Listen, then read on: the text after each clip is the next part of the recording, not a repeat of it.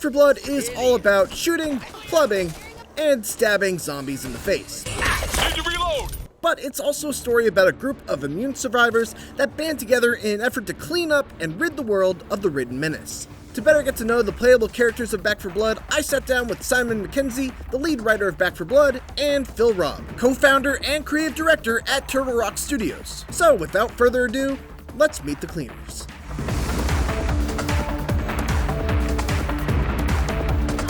I got this. This is Evangelo, a natural-born survivor and the newest member of the team. Starting off, he's the youngest member of the team. When it came to writing them, he was also the lens I wanted to tell the story. Because he's new, he hasn't been a cleaner before, this starts as his first mission. So you see kind of like the world expand through Evangelo's eyes. So he's a good entry point if players want to go like, what is this world? I mean, I think Evangelo is good for a player that would want to, doesn't feel like hanging this close to the team, right? His special ability is he can get out of grabs. So if you get grabbed by a ridden, he can get out by himself. I mean, he's also a fun character. He's got a lot of fun lines and stuff. So you get to hear some of the more of the humor, than with some of the more serious characters. Yeah, he's lighter and brighter. He wants to prove himself to the team. So he's kind of like sort of very kind of forward facing. Even when he's kind of afraid, he's kind of like, hey, I'm not going to show it. I don't want to let these guys down. That's Hoffman. He weirdly digs this whole apocalypse thing. I kind of love Hoffman. I like the more I drilled into him, the more kind of like sort of like neuroses I gave him. He kind of started off, he is prepared. He has been kind of almost waiting for the apocalypse his whole life. The only thing he wants his parents to be proud of him. So he kind of has these kind of like, as a middle-aged man, goes back to kind of this wanting acceptance by everybody. Hoffman's one of my favorites and is voiced by the incredible Bill Sallows as well. And just, I mean, what is not to love about Hoffman, really? Who's laughing now?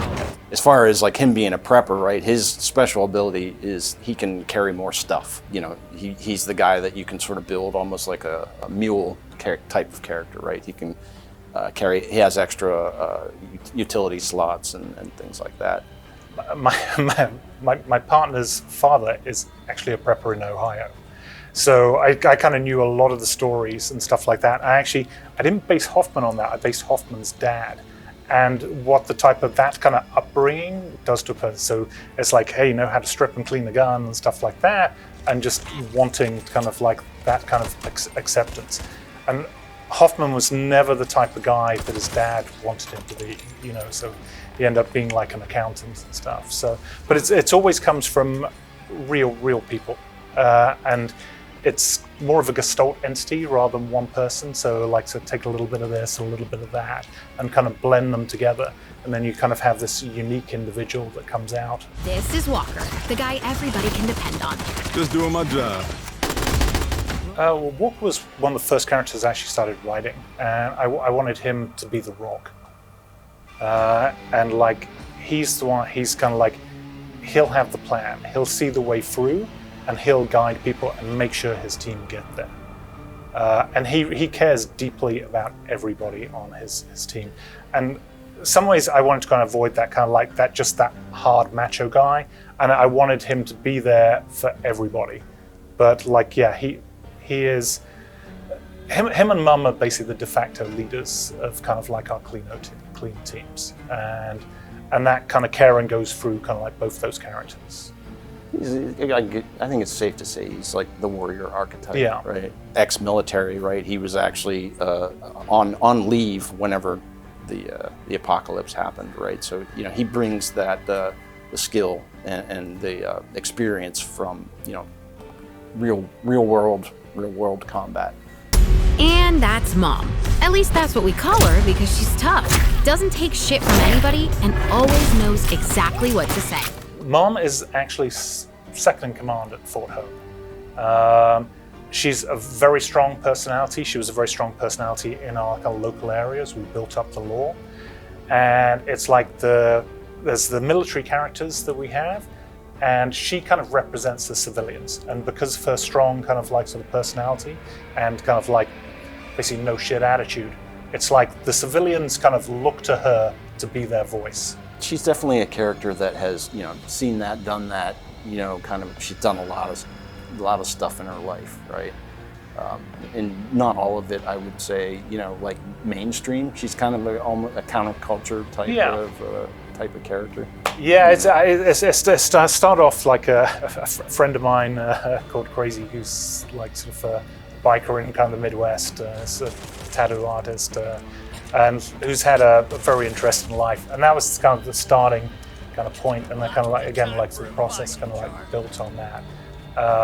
But I kind of really wanted that kind of character represented, not in the way it's usually represented in video games, like sort of as a bad person, but someone who's there, who does care about the community and kind of like sort of represents that voice. Wisdom gained through experience. Yeah, exactly.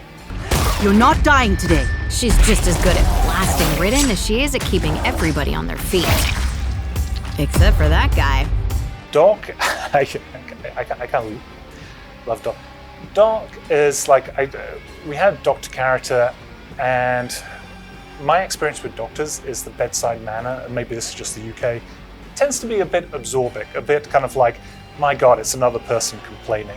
So it's kind of like, I kind of like drilled down on that sort of like, so even when kind of like people got injured in the game, she's kind of like, sort of like a bit of kind of like an eye roll with her kind of personality. Come on, we can get through this and let's get back out there again.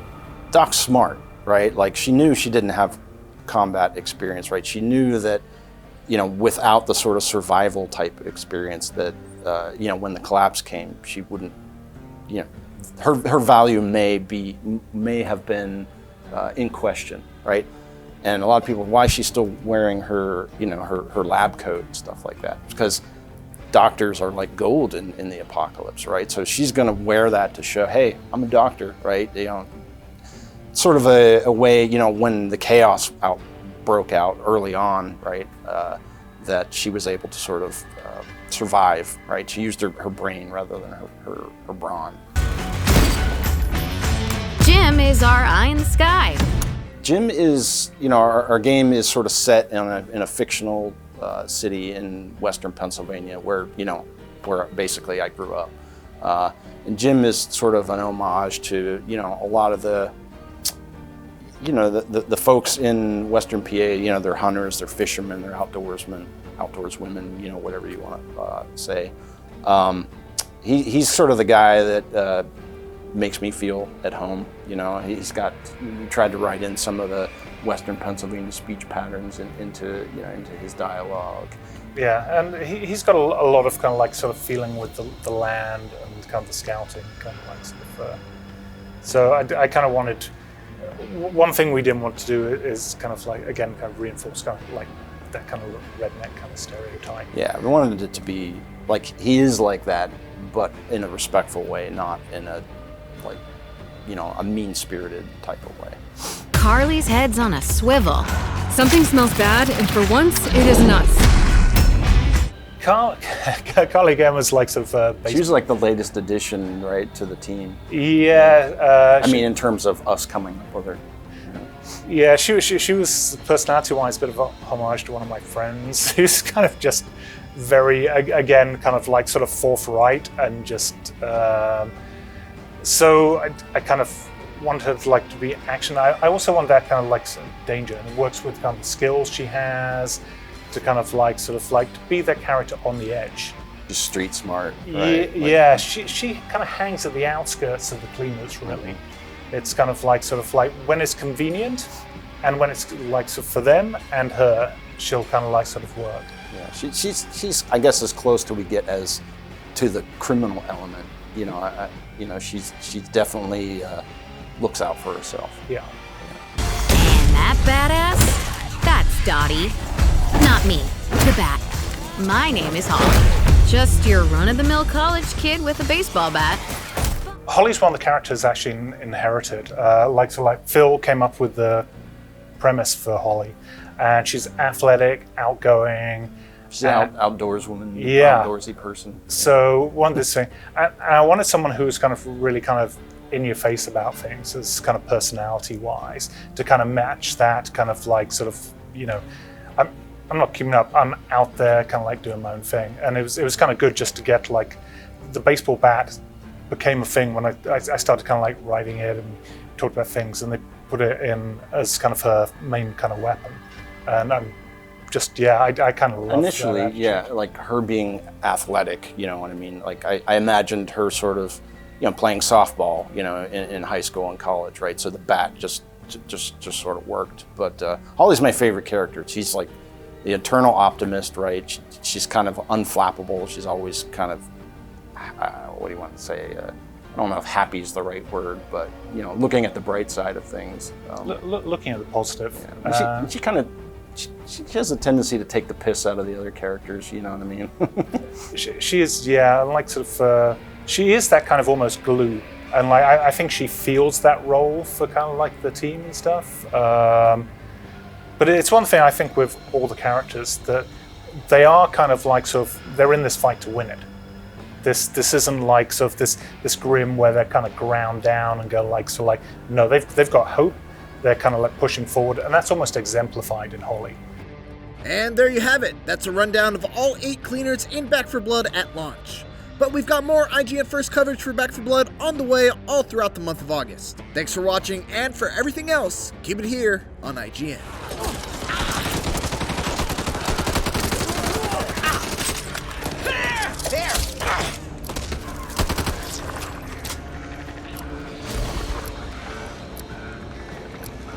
That'll do.